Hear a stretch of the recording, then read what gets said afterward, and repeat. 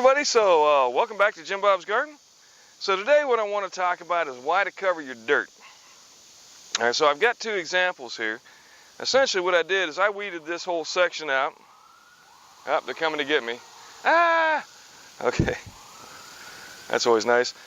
So what's going on here is, like I said, I've taken and I've covered the dirt on half of this garden. I weeded the whole thing out all at the same time. And I wanted to see really how much of a difference it made. So you can look over here, and what I have, these are my pepper plants and my basil. And you can see I do have some weeds coming up. Like this is the ground cherry weed that has a long root to it, and it actually spreads everywhere. I do have some dollar weed coming up and some other weeds in here. So I am getting some weeds. All right, and you know, this is not 100%. You're not going to be able to keep all the weeds down in your garden. That's just going to be an ongoing battle. To my knowledge, I don't know of any other way short of spraying or doing something crazy like that, which, you know, I don't use chemicals here. All right, this is all just grass. And you know, a lot of people talk about how if you put grass down, you're going to get grass seed, and that is true. They are only about, you know, maybe an inch deep. Initially, I think when I put it down, it was about 2 inches deep. Now, one of the benefits to that is you'll see that the dirt is somewhat moist, though not as moist as you would think, because I have sandy soil here. So it does help to retain some of the moisture. But the biggest thing is it really helps with the weeds. So cleaning this out and getting rid of the weeds that I have in here, some of which have gotten fairly tall, like this one, it really has limited the amount of weeds. When you compare that to over here,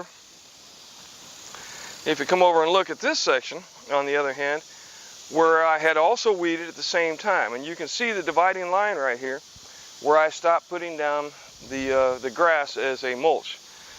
It's just a huge difference. The amount of weeds, the size of the weeds, is incredible. I mean, they're everywhere. I've got grass, long, big bands of grass. Now, is this really a problem? Well, I mean, that kind of depends on you. If you don't want to pull a lot of weeds, cover your dirt.